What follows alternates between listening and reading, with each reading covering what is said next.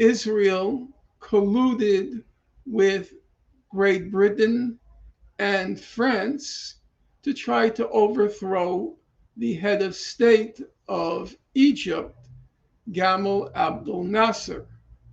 And at this period, Gaza was under the administrative control of Egypt. So when Israel, Great Britain, and France invade Egypt to topple President Nasser, Israel occupied Gaza. And in the course of its occupation, the Israelis inflicted or committed large scale massacres. So I will quote to you from a recognized Israeli historian. His name is Benny Morris. So I will quote from him what happened when Israel occupied Gaza. And I hope people can bear this in mind. I'm talking about not yesterday, not last year, not even a decade ago. I'm talking about a continual infliction of massacres on the people of Gaza.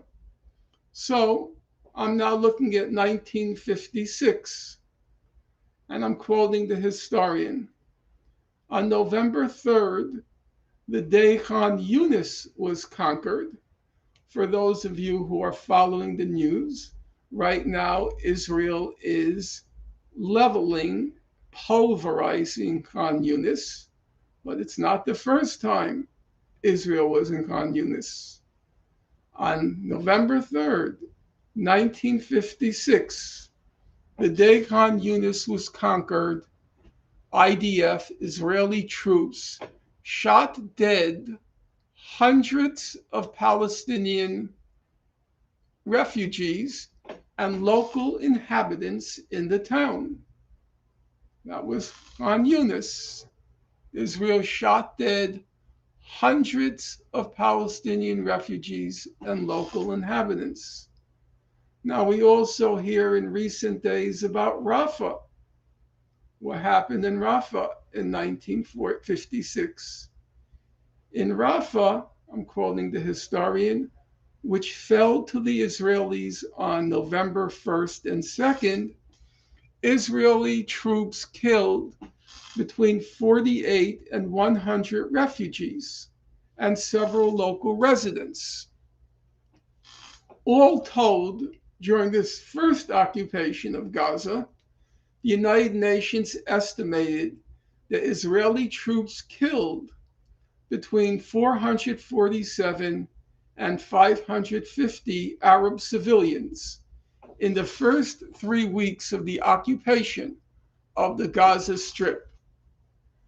Now, another historian, his name is Filiu, he recently said the following. He wrote a book on Gaza, a small book, and he writes, quote, referring to those same events, 1956, the human cost of the 4-month Israeli occupation of the Gaza Strip was alarmingly high. If the figures for those wounded, imprisoned, and tortured are added to the number who lost their lives, it would seem that one inhabitant in 100 had been physically harmed by the violence of the invaders. Well, some of you will notice the resonance of that last sentence. One inhabitant in 100 had been physically harmed by the violence of the invaders. As of now, meaning today, since October 7th, 1 in 100 Gazans has been killed. And that was already foreshadowed. In 1956 when one Gaza resident in 100 had been physically harmed by the violence of the invaders. Now, in 1967, Israel occupied, alongside other territories, it occupied Gaza. And the people of Gaza were not inclined to passively accept the occupation. And there were determined efforts by Israel to repress the resistance in Gaza. So here I'll give you one example, again from mainstream sources, historical sources. This, I think, occurred in 1970 or 71. The IDF placed refugee camps in Gaza under 24-hour curfews, during which troops conducted house-to-house searches. Many men were forced to stand waist deep in the Mediterranean Sea for hours during the searches. In addition, some 12,000 members of families of suspected guerrillas were deported to detention camps in Sinai. Within a few weeks, the Israeli press began to criticize the soldiers and border police for beating people, shooting into crowds, smashing belongings in houses. Subsequently, after this brutal repression, the IDF added the tactic of, quote, thinning out the refugee camps. The military uprooted more than 13,000 residents by the end of August. Now, you'll hear again, or you'll see again, the foreshadowing. As you know, or many of you know, Prime Minister Benjamin Netanyahu recently declared a policy of, quote unquote, thinning out the population in Gaza. Well, already in 1956, the IDF added the tactic of, quote, thinning out the refugee camps. So that was their strategy and their modus operandi, their method of operation, until roughly the early part of what's called the First Intifada. And the First Intifada begins in 1987, and there was an overwhelmingly nonviolent resistance to the Israeli occupation, which began in 1967, so we're 20 years later after the occupation begins. And the people in Gaza proved to be, as I said, a tough nut to crack. They weren't willing to acquiesce in their occupation and all the brutalities that attended that occupation. Israel wished, in the famous words of Yitzhak Rabin, the defense minister and then the prime minister of the state of Israel, Israel wished, quote, quoting Rabin, that Gaza would just sink into the sea, unquote. But it didn't. And so what did Israel do? Now, a lot of people say that all the problems began when Hamas came to power. Well, we're talking about 1990, long before Hamas came to power. And what did Israel do? I know the term will sound harsh to some people, but I'm prepared to support it. Israel decided to turn Gaza into a concentration camp, to immure them, to lock them in a concentration camp, and just leave the people of Gaza to languish and to die there. And as I said, this was long before Hamas consolidated its power in Gaza. So I'll quote to you from probably the leading Israeli expert on Gaza, namely her name is Amira Haas. And Amira Haas lived there. So she had, I can't now remember whether she actually lived there or she spent extensive time as a reporter. She works for the Israeli newspaper Haaretz. In any event, she's written a book on Gaza. She knows Gaza like the back of her hand. She has many friends in Gaza. She has very good contacts in Gaza. And here's how she described what happened to Gaza beginning in the early 1990s, again, long before Hamas is ruling Gaza. She says as follows: the concentration camp that is Gaza has existed under ever harsher conditions for almost 3 decades. She wrote this roughly, I think, in 2018, so she's referring back to roughly 3 decades before, which is about 1990. The concentration camp that is Gaza has existed under ever harsher conditions for almost 3 decades. Contrary to Israeli propaganda, this is Amira Haas speaking, not me. Contrary to Israeli propaganda, it was created before Hamas took charge and developed its military skills. Israel has a political goal in mind in turning Gaza into a giant concentration camp, cutting it and its inhabitants off from the rest of the Palestinians so that it will become a separate entity deprived of history, roots, and belonging. So that's Amira Haas speaking in hindsight, going back to 1990, roughly in those years.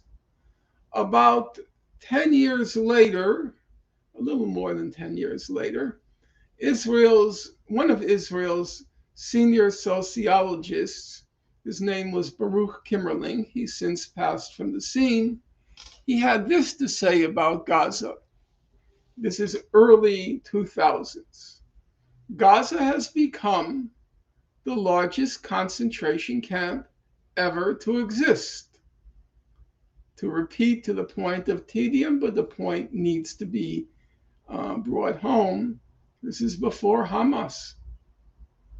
This is 2003 when Kimmerling is talking, long before Hamas installed a terroristic, iron-fisted dictatorship in Gaza. And some of you may say, well, we all know Amira Haas is a person of the left, and we all know that Baruch Kimmerling was too sympathetic to the Palestinians, so we'll choose a third witness. And the third witness is a fellow named Giora Eiland. Giora Eiland was the head of the Israeli National Security Council, the equivalent, you might say, of our CIA. And Mr. Eiland is still around. Actually, I think he holds the Guinness Book of World Records for the number of genocidal statements he's made since October 7th, which is another way of saying we're not talking about a leftist and we're not talking about a dove. We're talking about somebody, at least when it comes to Gaza, is way on the right wing of the spectrum. And in 2004, he described Gaza, and now I'm quoting him verbatim. He described Gaza in 2004 as a huge, quote, a huge concentration camp. So that was Israel's strategy to finally lick this Gaza problem. The fact that the people of Gaza refused to acquiesce in their repression and in the occupation. Now we'll come to the more recent years, namely beginning 2006, when Hamas comes to power. There were elections held in the occupied Palestinian territories, the West Bank and Gaza, and they were, according to Jimmy Carter, they were completely honest and fair elections. I'm quoting him. And the Palestinians voted for Hamas, or Hamas won the majority of votes, mostly not because of ideology, but because of Hamas's reputation for back then. I'm not saying things have remained the same, but reputation back then for honesty. The Palestinian Authority, which was backed by Israel, backed by the United States, backed by the EU, it had become hopelessly corrupt and just collecting paychecks from Israel, which were then squirreled away in Swiss bank accounts. And the popularity of the Palestinian Authority went into steep decline. And in 2006, in January, the Palestinians decided to try something new. And in this case, there were only two options in town. It was either Hamas or the Palestinian Authority, and the Palestinian people chose Hamas. Immediately as Palestinians participated in democratic elections, and from the point of view of the West, the wrong party came to power. Israel, the US, and the EU imposed these brutal economic sanctions on Gaza. Now, it's not always easy to capture the nature of this siege that Israel had imposed on Gaza. So let me just give you a few facts. Number one, they put the people in Gaza on a humanitarian minimum diet. That was the expression used, a humanitarian minimum diet. That means, in layperson's terms, Israel calculated the caloric intake of Gazans and then allowed in food such that they wouldn't starve. The people of Gaza wouldn't starve. However, they wouldn't do much better than starve. It was a starvation plus diet. Humanitarian minimum equals a starvation plus diet. And just to bring home that you aren't getting more than you needed so as not to starve, among the things Israel barred from entering Gaza were ginger, jam, chocolate, fruit preserves, nuts, biscuits, potato chips, and then alongside that, musical instruments, notebooks, writing implements, toys, chicks, and goats. All of those items were listed on a piece of paper, and all of those items were barred from entering Gaza. At a certain point, Israel claimed that its blockade of Gaza was designed to prevent Hamas from arming itself, but you can judge for yourself whether, barring ginger jam, chocolate, fruit preserves, nuts, biscuits, potato chips, and so on, whether they uh, were being barred because they posed a military threat.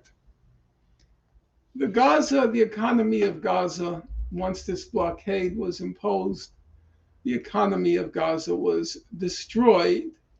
A few months ago, I was in a debate with a young man who insisted that Gaza's economy was that of a developing country. No, it wasn't the economy of a developing country, as the Harvard economist Sarah Roy put it. She said Gaza was a de-developing country. It was being systematically de-developed. So, as a result of the blockade, Gaza had the highest unemployment rate of any area in the world. As a result of the blockade, 80% of the population became dependent on international aid to survive. As a result of the blockade, 80% of the water in Gaza was poisonous. The figure now is 97%. I'm referring to the blockade years beginning in 2006. It was about 80%. 50% of Gaza's population was classified as food insecure, which is to say, about 50% of Gaza's population never felt a full stomach.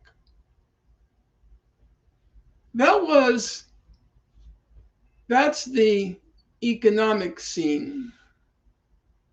The fact that a whole population had nothing to look forward to except unemployment and hunger.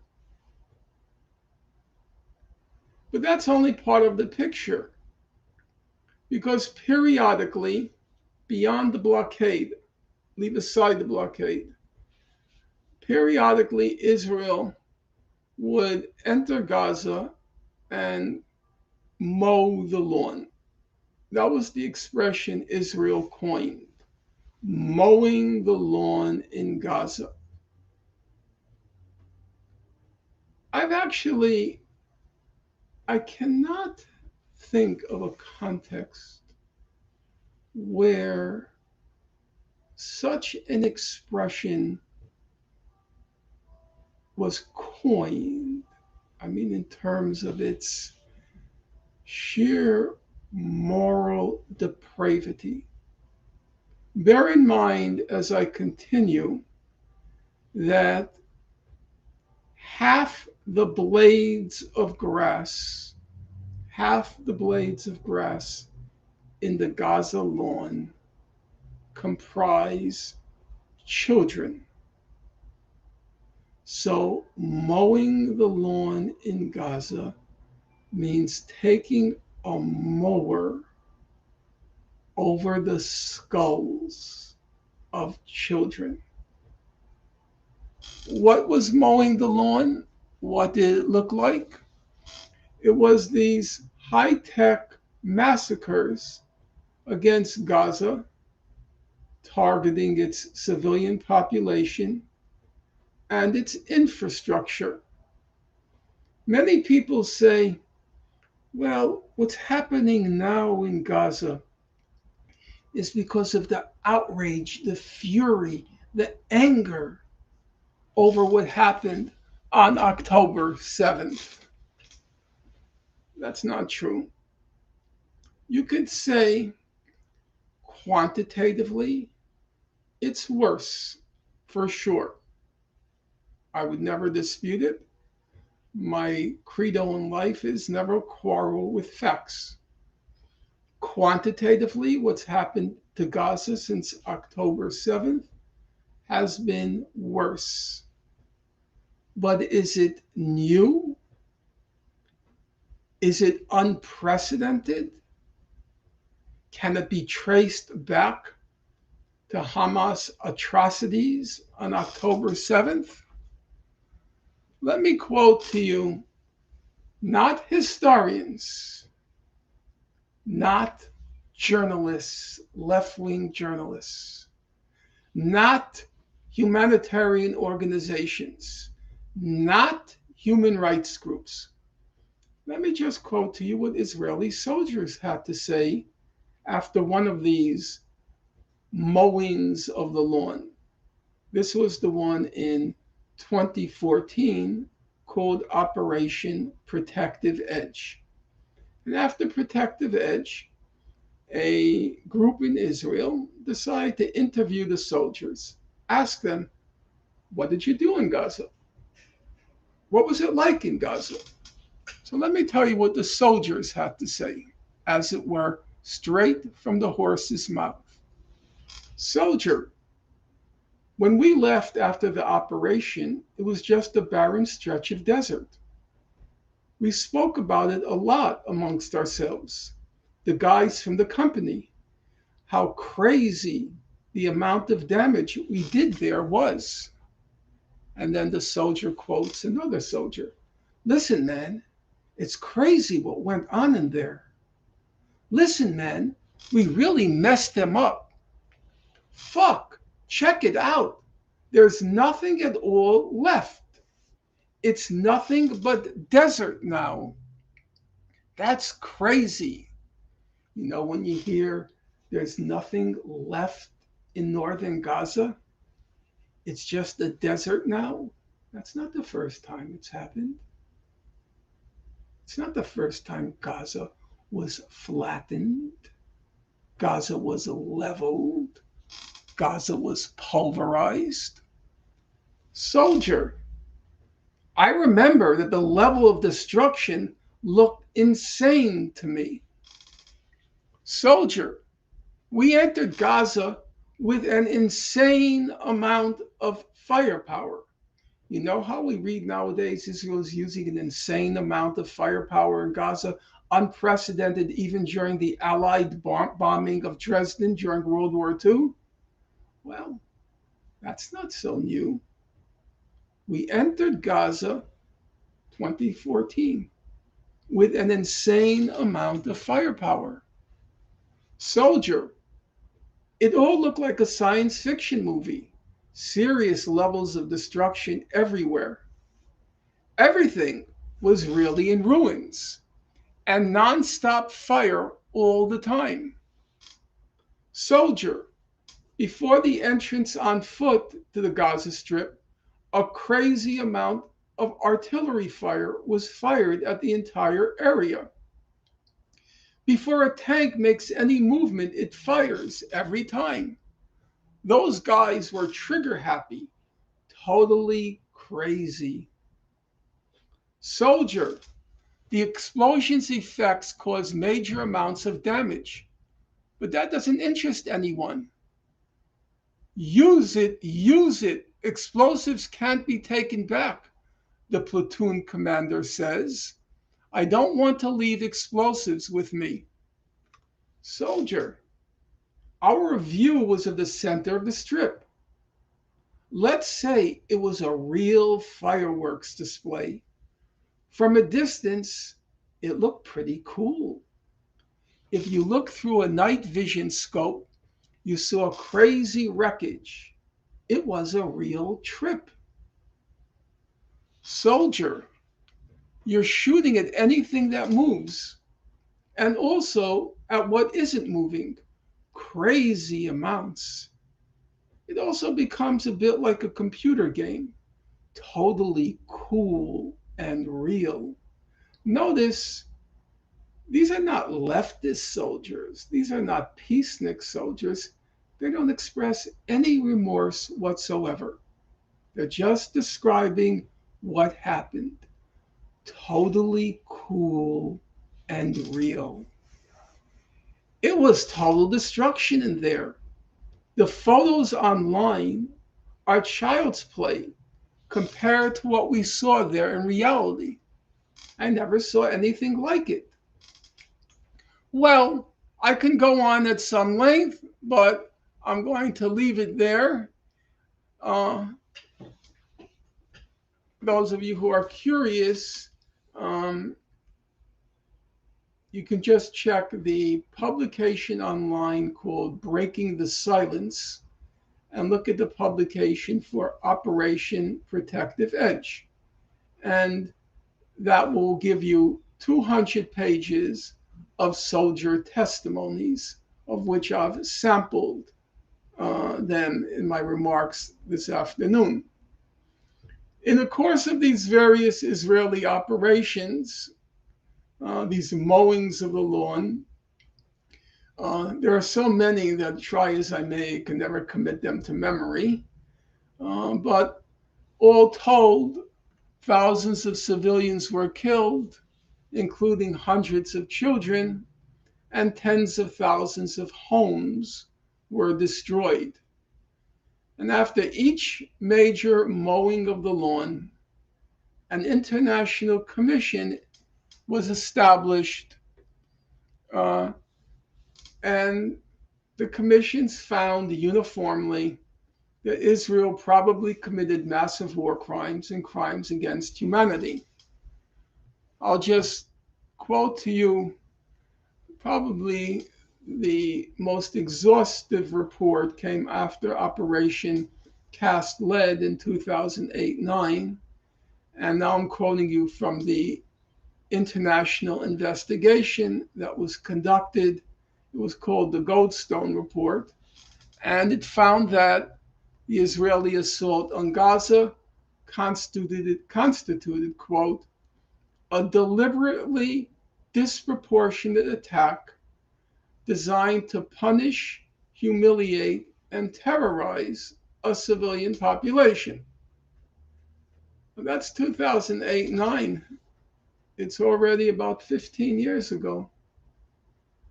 Now, it's true, they don't say to exterminate the civilian population. They're not yet talking about genocide. But as I said earlier, you already see everything prefigured. The thinning out of the population, the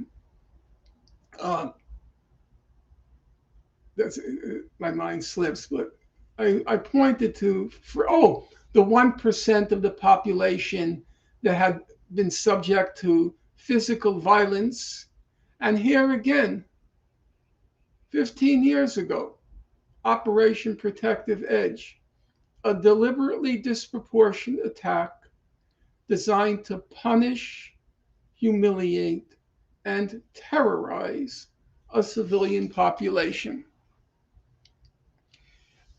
After Operation Protective Edge, did I say Operation? I said Cast Lead, correct? Yeah. After Operation Protective Edge, the head of the International Committee of the Red Cross, his name is Peter Maurer. And bear in mind, the ICRC, the International Committee of the Red Cross, its focus is combat zones, war zones. And Peter Maurer had, during his tenure, visited each and every war zone. After Operation Protective Edge, he said, quote, I've never seen such massive destruction ever before. I've never seen such massive destruction ever before. So nowadays, you hear many people talking about how the level of destruction in Gaza is unprecedented. And there is some truth to that, because current studies go back as far as World War II. But it's not altogether unprecedented what's being done in Gaza now. Peter Maurer, the head of the ICRC, says, in my entire tenure as the head of the ICRC, I've never seen such massive destruction ever before. Well, despite all the documentation, of these massive war crimes and crimes against humanity, basically there are three levels of crimes under international law. There are war crimes, there are crimes above war crimes is crimes against humanity, and then the top is genocide, which sometimes called the crime of crimes. Now, there were claims in the past by reputable investigations, including, incidentally, one by John Dugard, who was the senior counsel for the South African delegation at the ICRC. During Operation Cast Lead, John Dugard was the head of an investigation in Gaza that was commissioned by the Arab League, if my memory is right. He said that Israel wasn't guilty of genocide, this is Operation Cast Lead, but he said it's possible that acts of genocide had occurred. So I'm not going to go into these fine distinctions of what distinguishes, what separates genocide versus acts of genocide. I'm just making the point, once again, perhaps to the point of tedium, that everything that's happened to Gaza since October 7th was prefigured before October 7th. And also to make the point that the things that people experienced since October 7th, the people of Gaza, there are some of them who've experienced everything from 1948 to the present. One massacre after another massacre, after another massacre, after another massacre. These continual massacres in the midst of a concentration camp. The target of these massacres is a concentration camp where people have nowhere to go. Well, despite all of these investigations, and I'm not happy to say, I'm simply stating it as a fact, that a large part of the last 15 years of my life was consumed by reading all of those human rights reports, which come to thousands and thousands and thousands of pages, which I read once, twice, and 3 times, which perhaps accounts for what might be some people think is my bias or prejudice in favor of the people of Gaza. Well, if there is a bias and a prejudice, it's born of the fact that I know the record, I know the history, I know what's been done. And I suspect, and I'm not wishing this on anybody, if you read the record as I've read the record, you would be as indignant, appalled, outraged, disgusted, to the point of your innards writhing at what's been done to those people and the fact that Israel was never held accountable. The record is there, the documents are there, the evidence is there, the proof is there, but Israel was never held accountable, which is to say, it was able to act with complete impunity, and that impunity enabled it to commit another and another and another and another massacre. If they had been held to account after the first massacre, or even better, if they had been held to account for imprisoning an entire civilian population in a concentration camp, it's very unlikely that other massacres would have occurred, or even that there would have been cause for massacres if the people of Gaza had been enabled to live a decent life, a reasonable life. Well, now we're going to come up to October 7th. The question is, which most people I think don't want to ask, is what options did Hamas have before October 7th? It's a not known, but Hamas tried to reach some sort of settlement with Israel immediately as it came to power.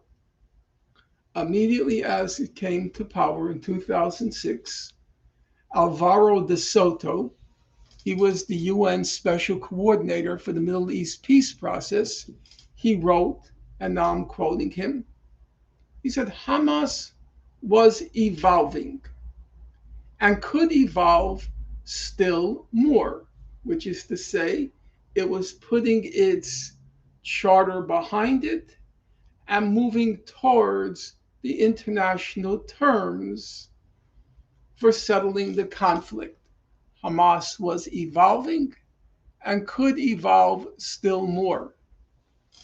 A 2009 study, Hamas is now in power for 3 years, a 2009 study by a US government agency, it concluded that, and now I'm quoting it, Hamas had been carefully and consciously adjusting its political program for years and had, quote, sent repeated signals that it is ready to begin a process of coexisting with Israel.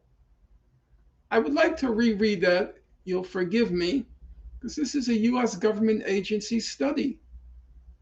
It said Gaza had sent repeated signals that it is ready to begin a process of coexisting with Israel. Israel was not prepared to coexist with Hamas. Israel was determined not at that point to destroy Hamas or Gaza.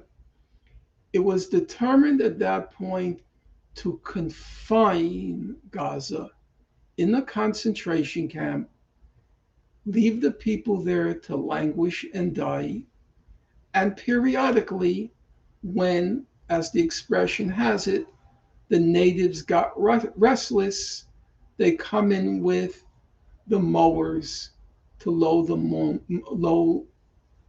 lawn of Gaza. So we could say on October 6th, 2023, Gaza had no diplomatic option. So those who ask, why didn't Hamas choose diplomacy? It did choose diplomacy. I'll repeat it a third time. Hamas sent repeated signals that it is ready to begin a process of coexisting with Israel. And how did Israel respond? It mowed the lawn. Now, some people say, why didn't it try nonviolence? Why didn't it try nonviolence, Hamas? Where is the Hamas Gandhi, so to speak? But here's the real deal. They tried it. They tried it. In 2018, they launched what was called the Great March of Return. And what was the Great March of Return?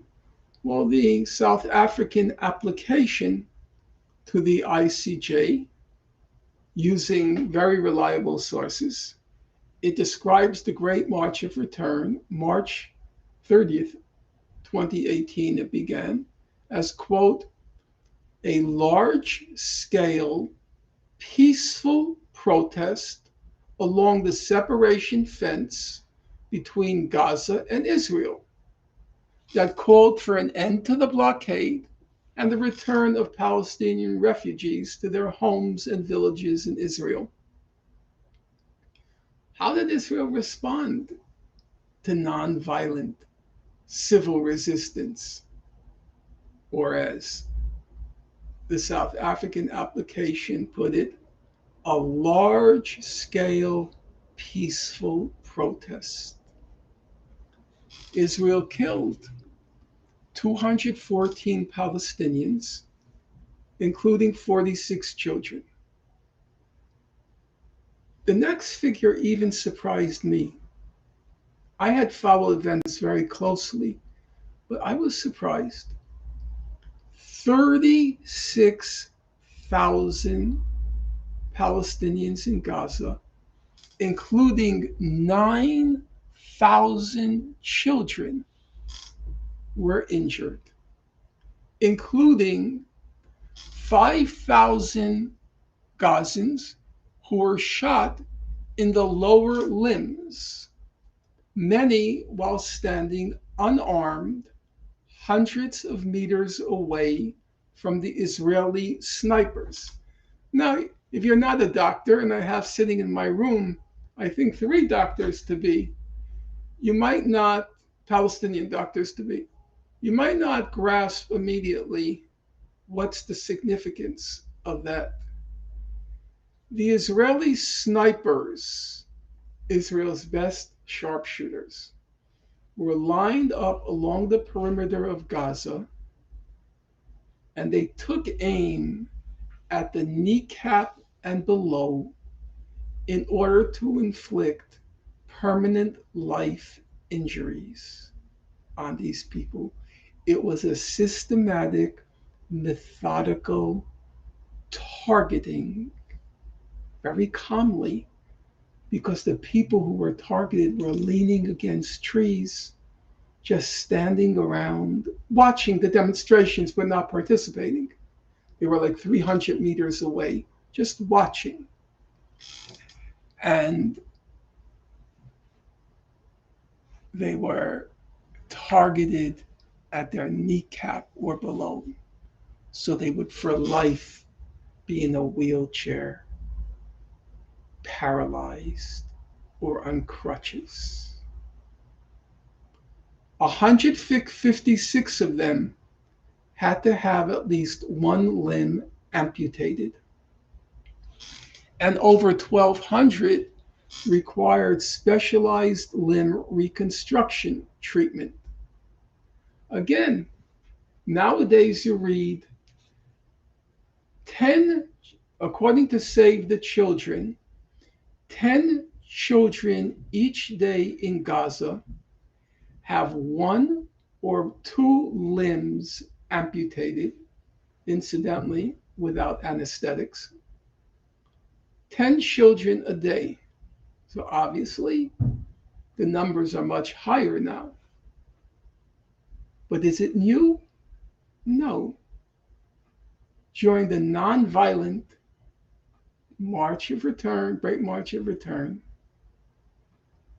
they were targeting the kneecaps, and 156 of them had to have their limb amputated. 1,200 required reconstruction treatment. One Israeli soldier even admitted that he shot, and now I'm quoting the soldier, 42 knees in one day. 42 knees in one day. And that was a source of pride. That means 42 people who will spend the rest of their days, which could be, since these are mostly young people, could be like 60 years or more, as cripples. 42 knees in one day. If you look at the human rights reports, which I've read, they reached the conclusion that Israeli snipers intentionally shot children, knowing them to be children. They intentionally shot health workers and journalists, even as these health workers and journalists were clearly marked. And they intentionally shot disabled demonstrators, namely demonstrators in wheelchairs or on crutches. Disabled demonstrators, despite seeing that they had visible disabilities. So, no diplomatic option, no option of nonviolent civil resistance. What were they supposed to do? By October 7, 2023, Gaza had been abandoned. All the talk at that time was not about Gaza, it was about normalization. Normalization, which at that moment meant that Saudi Arabia would formally realign with the United States and Israel. All of the normalization was going to occur above the heads of the people of Gaza, which meant, as a factual matter, that they would just be left to languish and die, and there was no hope anymore. I've said this many times. I say it strictly as a matter of the factual record. I myself had given up. I had become so deeply immersed in the detail that no one was any longer interested in what I had to say in the subject. My last book on the subject, which has to do with a proceeding not in the International Court of Justice, but in the International Criminal Court, the ICC. There's the ICJ, which is the arm of the United Nations, the judicial arm of the United Nations, and the ICC, which is completely separate, the International Criminal Court. That last book sold, according to my publisher, 372 copies. He was not happy about it. I obviously wasn't happy because I purchased most of those copies because I wanted to distribute it to the International Criminal Court to give the record on some facts which I wasn't certain everybody knew. And at that point, I gave up after about 40 years. I said it had become pointless. I didn't feel good about it. Felt it was a betrayal of some sort. But I decided to move on. And so on October 6th,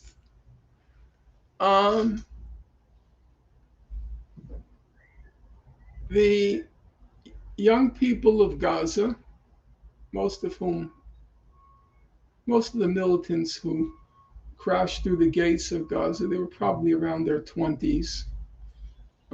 My guess is, probably around their 20s, which means they had been born in the concentration camp.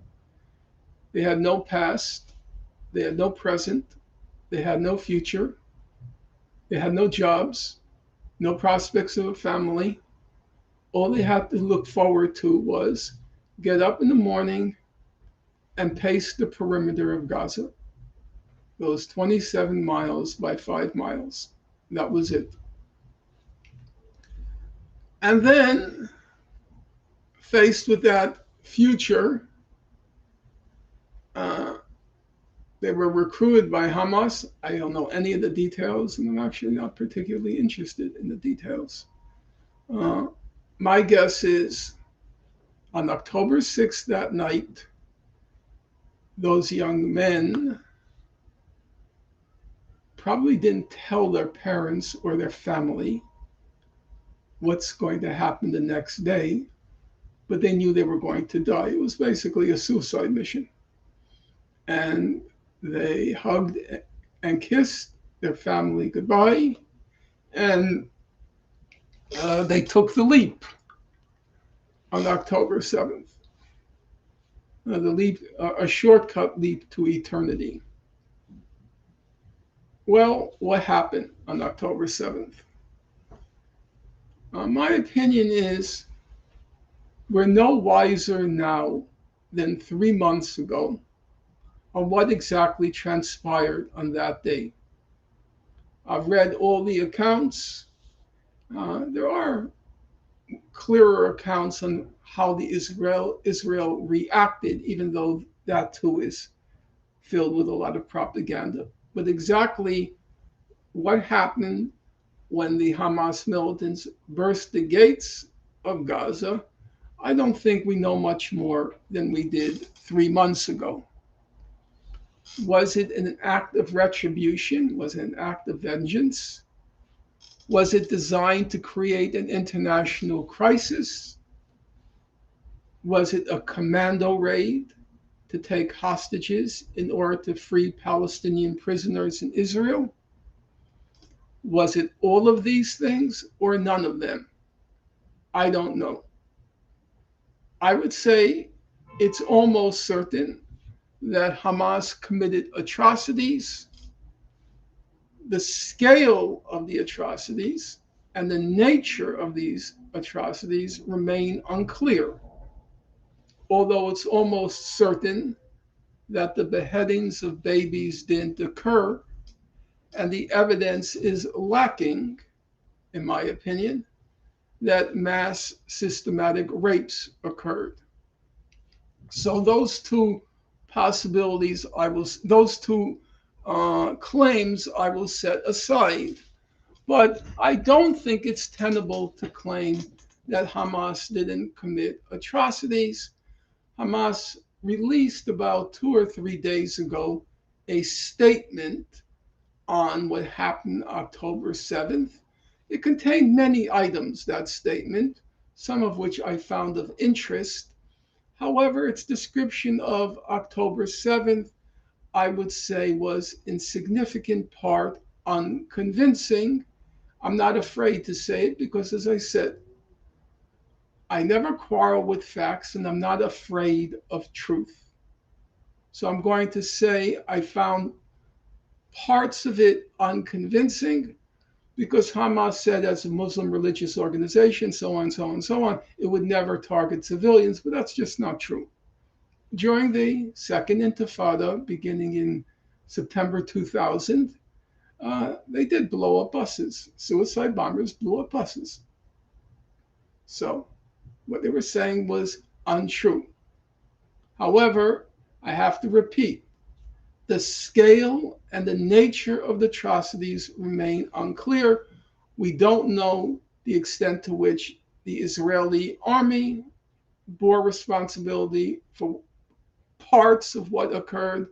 As I said to a Palestinian the other day, I have 3 Palestinian doctors sitting here, soon-to-be doctors, and this doctor was actually, he was Palestinian, he was also a doctor, he's from Germany, he works in Germany, he's a cardiologist, very smart guy, very, very smart guy.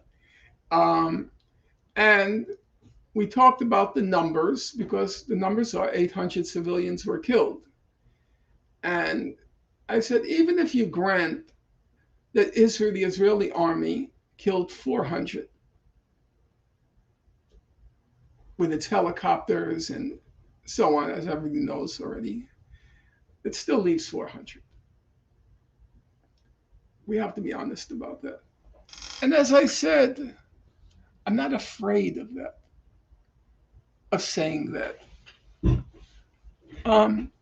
When October 7th happened, the beginning, it looked like it was just a prison break, and Israeli soldiers and guards were killed in the prison break.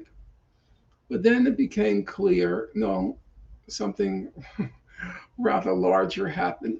than just a prison break and some guards being killed. And I did wrestle when the word of the atrocities came out. I did wrestle in my mind and my conscience with how do you morally parse this? That's just a fancy way of how do you make sense of what happened beyond the ritual condemnations. So everybody else, they began by saying, of course I condemn Hamas for its unspeakable crimes on October 7th.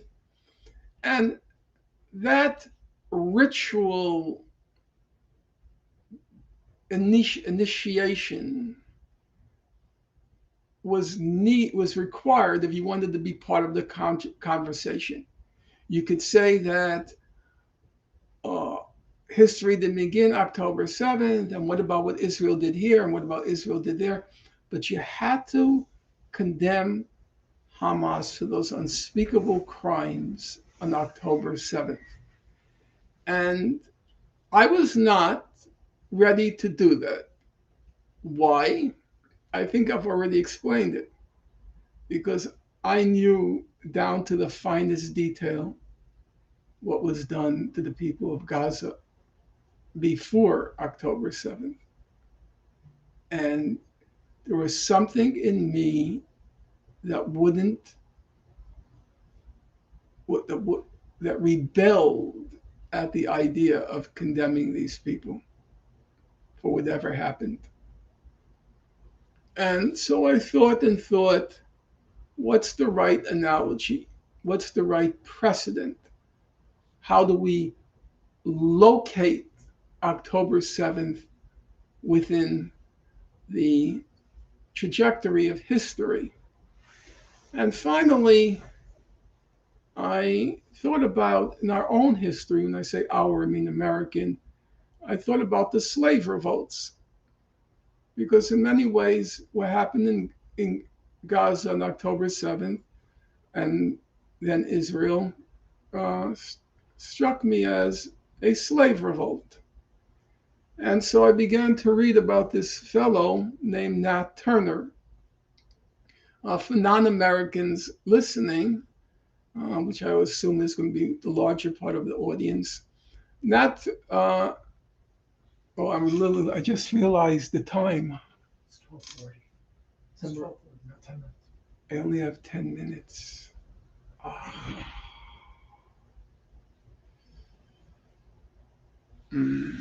Okay. Do you mind if I take a half minute second pause?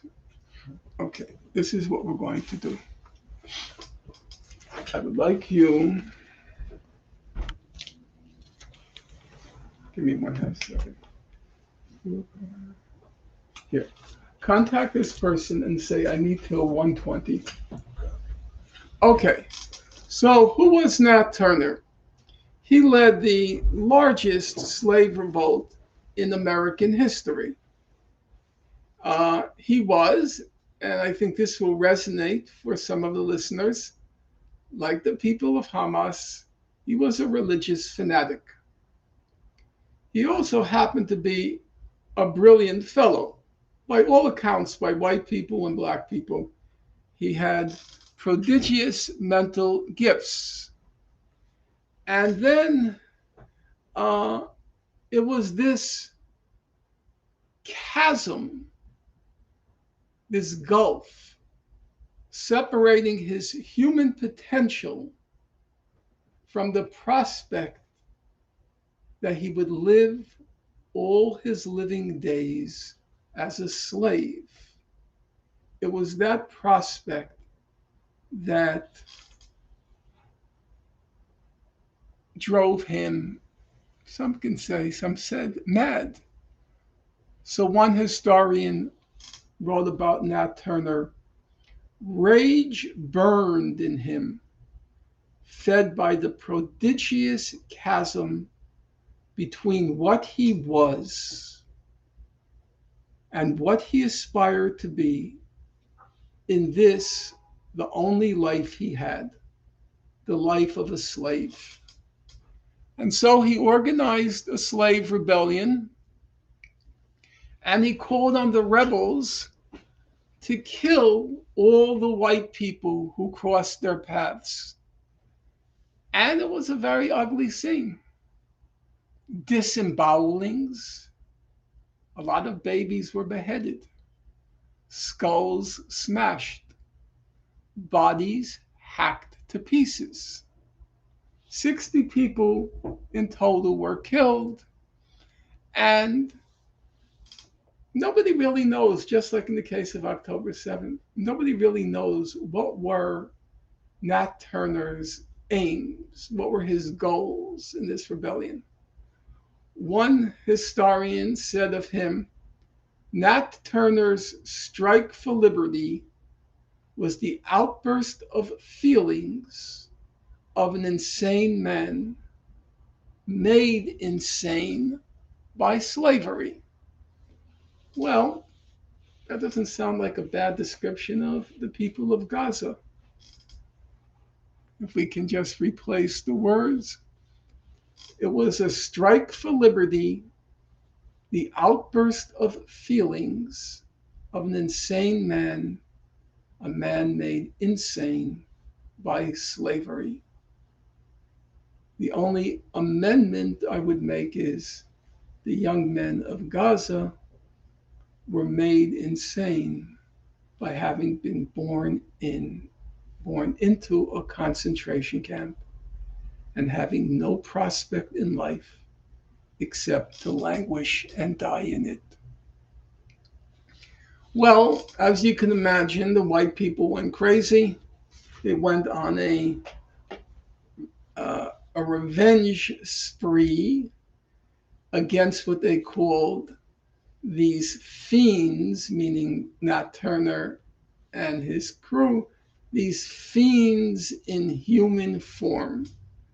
Of course, Israeli Defense Minister Gallant called it these human animals. The white folks who exacted revenge did it against these fiends in human form, who, according to the white folks, were bent on extermination, and the white folks blamed the rebellion on religious fanaticism. The white abolitionists, namely those white folks who opposed slavery, they said it's true, Nat Turner committed atrocities, no question about it. But they refused to condemn Turner personally. Instead, they put the blame on whites who didn't heed the warnings of the abolitionists. What were the warnings? If you treat people this way, atrocities will inevitably happen. And one abolitionist, I came across this line last night, he said, quote, again, I want to remind the audience, an abolitionist was not only white people, I'm referring right now to white abolitionists who opposed slavery.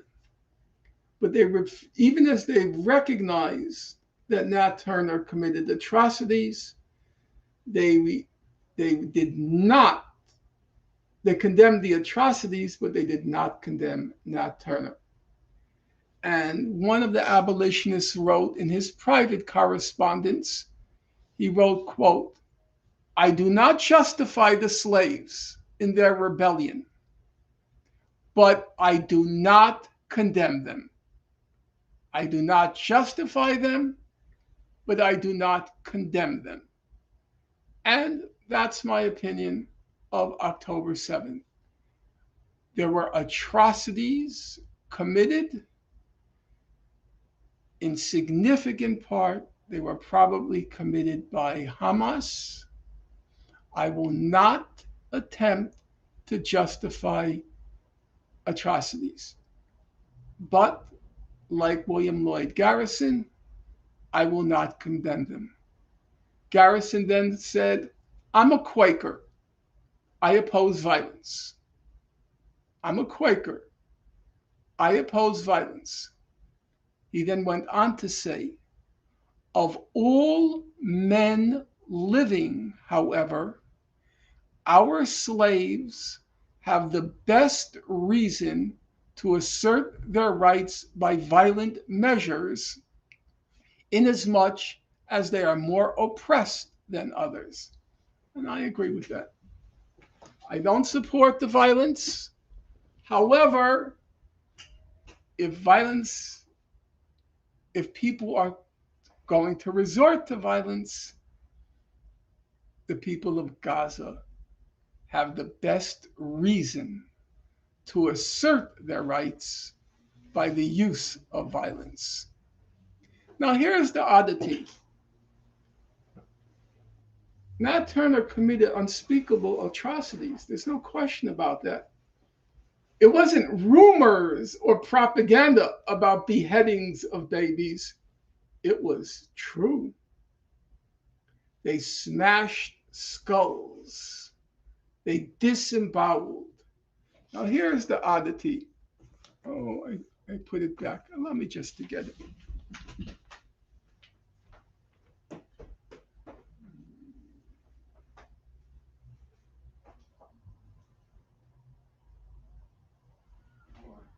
I kept it out.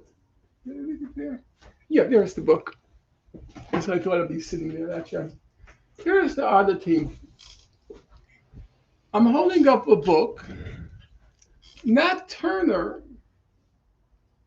the man who committed these, he and his Confederates committed these unspeakable atrocities, he now occupies an honored place in American history. So you take, this book came out 50 years ago now. So it wasn't because we're living in politically correct times or identity politics. It's a long time ago. And he wrote a book. The historian's name is Eric Foner, who's considered, I would say, one of the great historians of American history and also of slavery in particular. And he wrote a book on Nat Turner, and it was part of a series. And the subtitle of the book is Great Lives Observed. He's in a series along with George Washington, Thomas Jefferson, the founding fathers, Abraham Lincoln. He's now a great life observed. I was reading the other day an article by another great American historian on slavery. His name is Eugene Genovese. And he wrote, this is a long time ago, he wrote, quote, Nat Turner led a slave revolt under extremely difficult circumstances and deserves an honored place in our history. Again, that struck me. Nat Turner carried out a revolt. I guess I forgot to mention the order he gave. The order he gave was, quote, kill all white people. That was the order he gave. Kill all white people. And every white person who crossed their paths, they killed. And now, great lives observed. Nat Turner led a slave revolt under extremely difficult circumstances and deserves an honored place in our history. I say that not because I condone what happened on October 7th. I said I won't justify it, but I do think it's a question mark what history's verdict will be on October 7th. I am not certain what the verdict will be on those young men who burst through the gates of Gaza concentration camp. Now, I'm faced with a problem, which is how much time do I have? It's 12:50. Mm-hmm. Okay. I told her until 1:20, so you have time. Mm-hmm. Yeah, but I don't have enough time.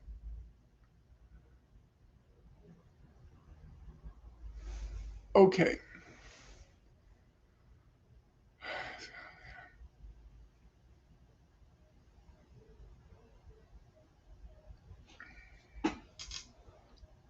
I'm going to go, I'm going to have to go rapidly now.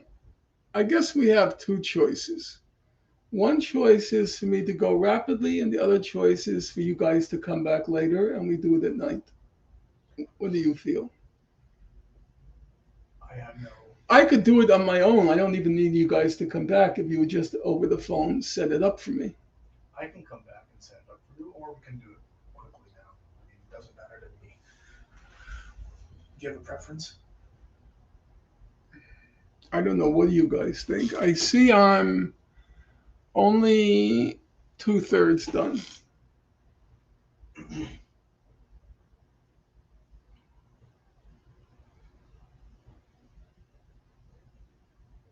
Hmm. I think what we'll do is the following. How about if we resume tonight and then we'll take questions from the audience?